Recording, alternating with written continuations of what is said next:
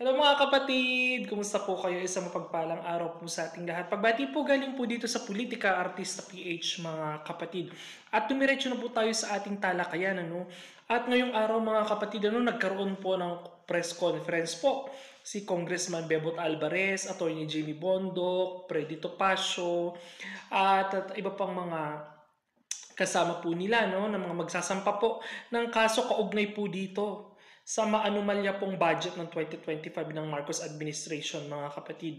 At yung gusto po nilang panagutin si Speaker Martin Romualdez mga kapatid dahil nakita po natin kung paano po talaga nababoy ang pondo ng 2025 budget po ng Pilipinas mga kapatid at meron po silang ibinubulalas dito mga kapatid ang kaugnay po dito sa budget po na pilit pong ipinapalusot ni Martin Romualdez at alam naman po natin na kung saan po mapupunta dahil alam po natin na magkakaroon po ng eleksyon ngayong 2025 mga kapatid siguro po ay ito po ay pambili po nila ng mga boto mga kapatid. At basahin po natin galing po kay Congressman Pantaleon Alvarez mga kapatid Congressman Bebot Alvarez, Attorney Jimmy Bondoc, Attorney Freddy Topacio lalabanan ng illegal at kriminal na budget ng Marcos administration. Magsasampa ng kasong kriminal si Congressman Bebot Alvarez, Senator Attorney Jimmy Bondoc, Attorney Freddy Topacio kasama ang Citizens Crime Watch na lalaban sa mga congressman na illegal na nagpasok ng bilyong-bilyong halaga sa budget ni Pangulong BBM bukas February 8, 2025 alas 10 ng umaga. Kanina po yan mga kapatid. Magkakaroon ng press conference tungkol sa mga ibinulgar na umalya ni dating Pangulong Rodrigo Duterte.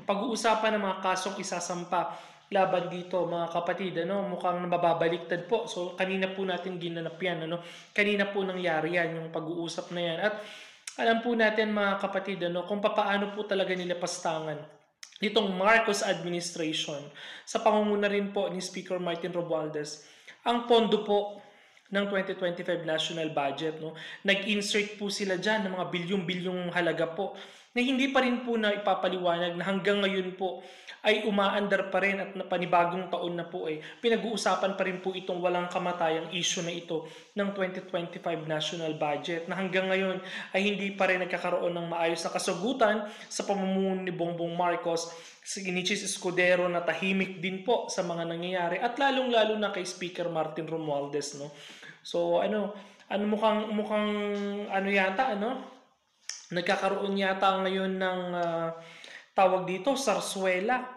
mga kapatid dahil alam natin na hindi papayagan to ng mga kaalyado po ni Pangulong Rodrigo Duterte na inuulan din po ng samut-saring batikos ngayon mga kapatid. Alam na po natin yan.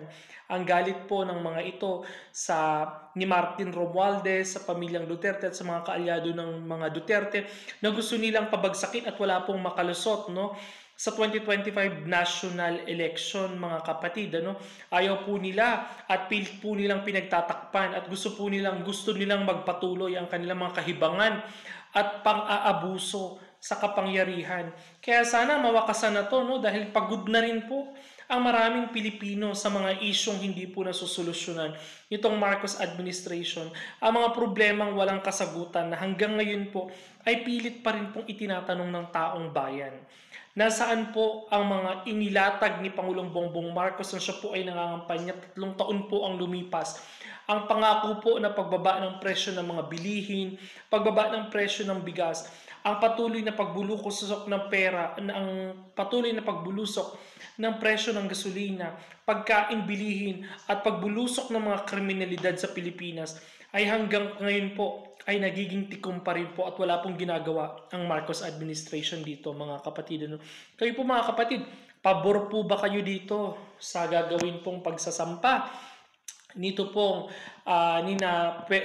Attorney Freddy Topacio, Jimmy Bondoc at Attorney Bebot Alvarez mga kapatid At dako po tayo dito mga kapatid, nagkaroon po ng sagutan ngayong nagkaroon na po ng mainit pong sagutan dahil ito po nagkaroon po bumuhos po ang galit nito pong ni Senator Bato de la Rosa dito po kay Percy Sendanya na hanggang ngayon po ay nagkakainitan na po mga kapatid, ano?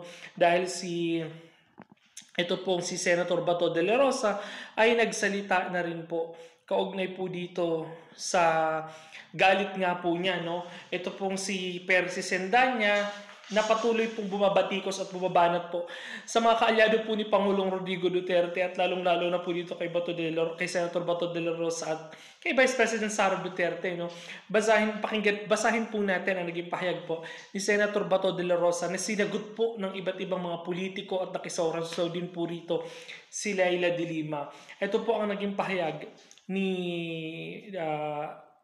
Bato de la Rosa. Yang mukha mo sinapak ng di natin alam, kaya nangiwi. Lumapit ka nga dito kasi sasapakin kita sa kabilang mukha mo para balanse. Siguro dahil po naging karoon, actually hindi rin naman po talaga maganda ang naging pahayag po ni Senator Bato dito, no? Dahil siya po ay isang mambabatas, ay hindi naman po tama yun. Hindi naman po tama na magkaroon siya ng pahayag. Siguro dahil din po sa silakbo. Dahil umiinit na po, no? Mainit na po ang sitwasyon ngayon sa issue po ng politika. Ito pong si Percy Sendanya ay lumalaban din po ito at nilalabanan po niya itong si Vice President Sara Duterte. At gusto po talaga nilang mapatanggal. At ito naman po Senator Bato de la Rosa ay re-electionist po ngayon mga kapatid, ano? Kaya patuloy po ang kanilang pagpapalitan ng kanilang mga galit, ano? At ito po ang naging pahayag naman, ito alam naman po natin, ano, na si Percy Sendanya po ay ngiwi po siya, no? Ngiwi. So ito po ang naging pahayag naman ni Percy Sendanya dun po sa naging pahayag ni Senator Bato de la Rosa. Siguro ang atin po dito, no, kaya po nakapagbigay po ng ganitong pahayag si Senator Bato de la Rosa ay siguro po gawa ng galit at sama ng loob po na nararanasan po niya dito, no, sa mga pangbabatikos po nitong mga kalaban po ng gobyerno na hanggang ngayon po ay hindi pa rin po nila tinatanggap ang kanilang mga sarili bilang isang mga makakaliwang grupo na nakahanay po dito sa CPP, NPA, NDF, mga kapatid. Basahin po natin ang naging pahayag ni Percy Sendanya at ang sabi niya dito ay sasapakin daw ako ng isang senador. Ang tapang naman.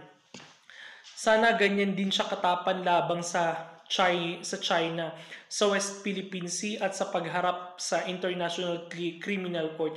Baka naman iiyak na naman siya ng crocodile tears at kakaripas ng takbo gaya ng pagtakbo niya noon sa hawak niyang paputok.